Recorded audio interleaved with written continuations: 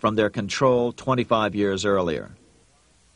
Since then, America's wildcat economy had made the nation rich, a bad example for the rest of the world. The central bankers now saw an opportunity to split the rich new nation, to divide and conquer by war. Was this just some sort of wild conspiracy theory at the time? Well, let's take a look at what a well-placed observer of the scene had to say at the time. His name was Otto von Bismarck, Chancellor of Germany, the man who united the German states a few years later. The division of the United States into federations of equal force was decided long before the Civil War by the high financial powers of Europe. These bankers were afraid that the United States, if they remained as one bloc and as one nation, would attain economic and financial independence which would upset their financial domination over the world. Within months after the first shots here at Fort Sumter, the central bankers loaned Napoleon III of France, the nephew of the Waterloo Napoleon, 210 million francs to seize Mexico and station troops along the southern border of the U.S., taking advantage of their war to violate the Monroe Doctrine and return Mexico to colonial rule. No matter what the outcome of the Civil War, a weakened America, heavily indebted to the money changers, would open up Central and South America once again to European colonization and domination. The very thing America's Monroe Doctrine had forbade in 1823. At the same time, Great Britain moved 11,000 troops into Canada and positioned them menacingly along America's northern border. The British fleet went to war alert should their quick intervention be called for. Lincoln knew he was in a double bind. That's why he agonized over the fate of the Union. There was a lot more to it than just differences between the North and the South. That's why his emphasis was always on union and not merely the defeat of the South. But Lincoln needed money to win. In 1861, Lincoln and his Secretary of Treasury, Salmon P. Chase, went to New York to apply for the necessary loans. The money changers, anxious to see the Union fail, offered loans at 24 to 36% interest. Lincoln said thanks, but no thanks, and returned to Washington. Lincoln sent for an old friend, Colonel Dick Taylor of Chicago, and put him on the problem of financing the war. During one meeting, Lincoln asked Taylor what he discovered. Taylor put it this way. Why, Lincoln, that is easy. Just get Congress to pass a bill authorizing the printing of full legal tender Treasury notes, and pay your soldiers with them, and go ahead and win your war with them also. When Lincoln asked if the people of the United States would accept the notes, Taylor said, "The people, or anyone else, will not have any choice in the matter if you make them full legal tender. They will have the full sanction of the government and be just as good as any money, as Congress is given that express right by the Constitution." So that's exactly what Lincoln did. In 1862-63, he printed up $450 million worth of the new bills. In order to distinguish them from other banknotes in circulation, he printed them in green ink on the back side. That's why the notes were called greenbacks. With this new money, Lincoln paid the troops and bought their supplies.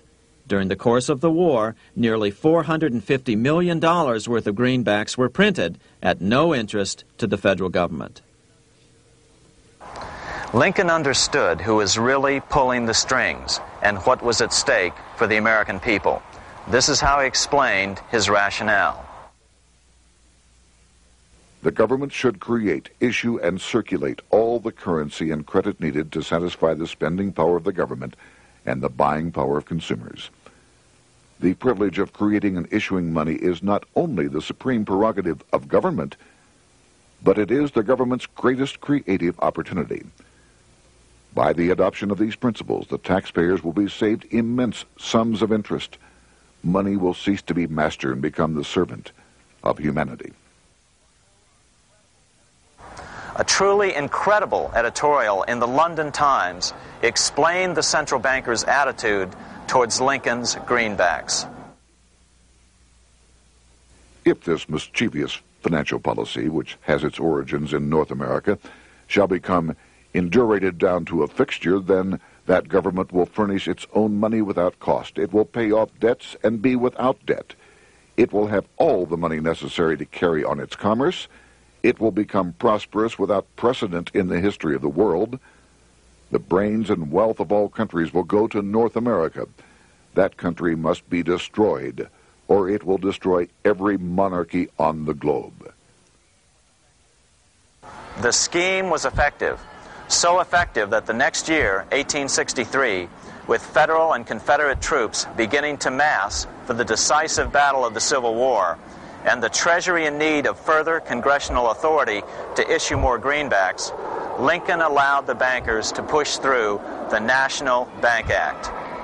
These new national banks would operate under a virtual tax-free status and collectively had the exclusive monopoly power to create the new form of money, banknotes. Though greenbacks continued to circulate, their numbers were not increased. But most importantly, from this point on, the entire U.S. money supply would be created out of debt by bankers buying U.S. government bonds and issuing them for reserves for banknotes. As historian John Kenneth Galbraith explained it, in numerous years following the war, the federal government ran a heavy surplus. It could not, however, pay off its debt, retire its securities, because to do so meant there would be no bonds to back the national banknotes. To pay off the debt was to destroy the money supply. Later in 1863, Lincoln got some unexpected help from Tsar Alexander II of Russia. The Tsar, like Bismarck in Germany, knew what the international money changers were up to and had steadfastly refused to let them set up a central bank in Russia. If America survived and was able to remain out of their clutches, the Tsar's position would remain secure. If the bankers were successful at dividing America and giving the pieces back to Great Britain and France, both nations under control of their central banks, eventually they would threaten Russia again. So the Tsar gave orders that if either England or France actively intervened and gave aid to the South, Russia would consider such action as a declaration of war. He did the same with part of his Pacific Fleet and sent them to port in San Francisco. Lincoln was reelected the next year, 1864. Had he lived, he would surely have killed the national bank's money monopoly extracted from him during the war. On November 21st, 1864, he wrote a friend the following: The money power preys upon the nation in times of peace and conspires against it in times of adversity. It is more despotic than monarchy, more insolent than autocracy, more selfish than bureaucracy. Shortly before Lincoln was murdered, his former Secretary of Treasury, Salmon P. Chase, bemoaned his role in helping secure the passage of the National Banking Act only 1 year earlier. My agency in promoting the passage of the National Banking Act was the greatest financial mistake in my life. It has built up a monopoly which affects every interest in the country. On April 14, 1865, 41 days after his second inauguration and just 5 days after Lee surrendered to Grant at Appomattox, Lincoln was shot by John Wilkes Booth at Ford's Theater. Bismarck, Chancellor of Germany, lamented the death of Abraham Lincoln. The death of Lincoln was a disaster for Christendom. There was no man in the United States great enough to wear his boots.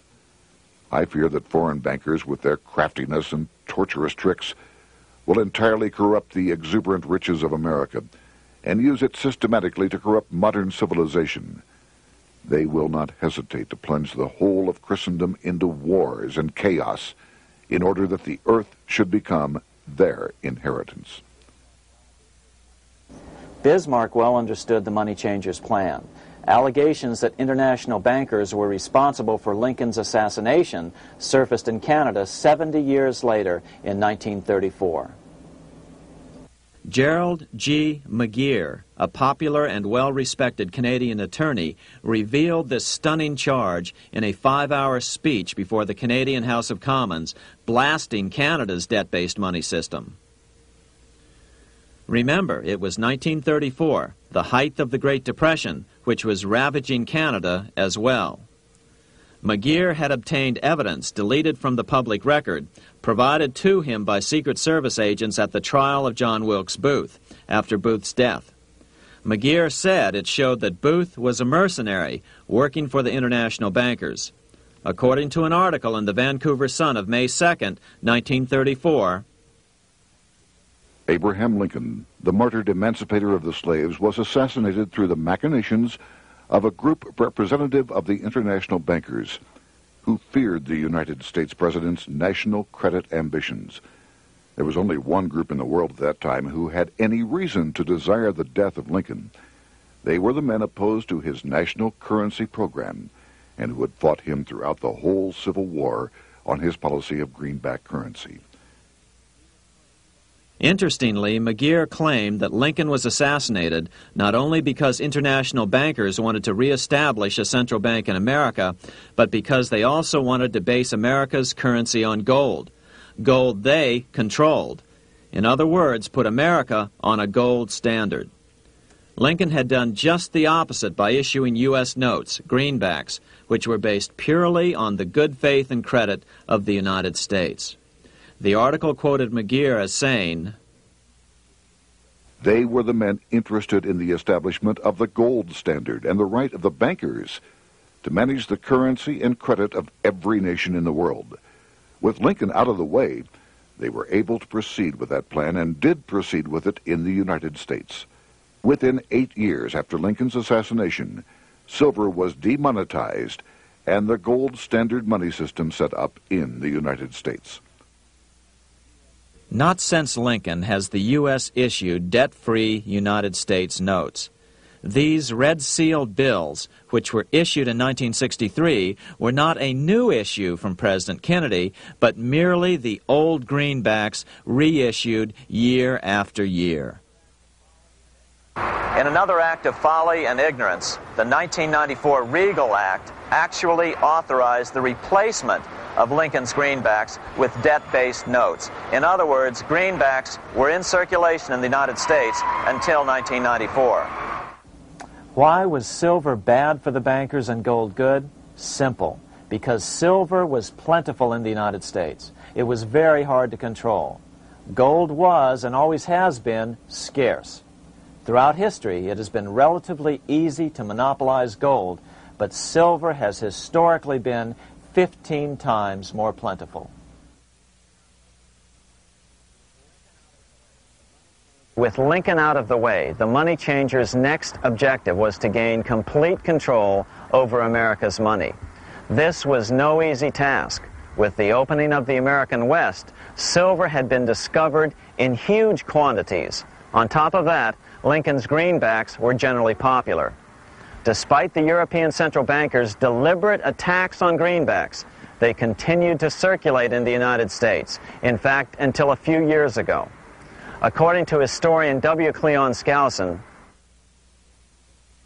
right after the Civil War, there was considerable talk about reviving Lincoln's brief experiment with the constitutional monetary system.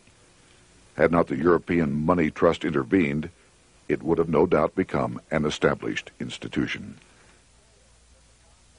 It is clear that the concept of America printing her own debt-free money sent shockwaves throughout the European central banking elite.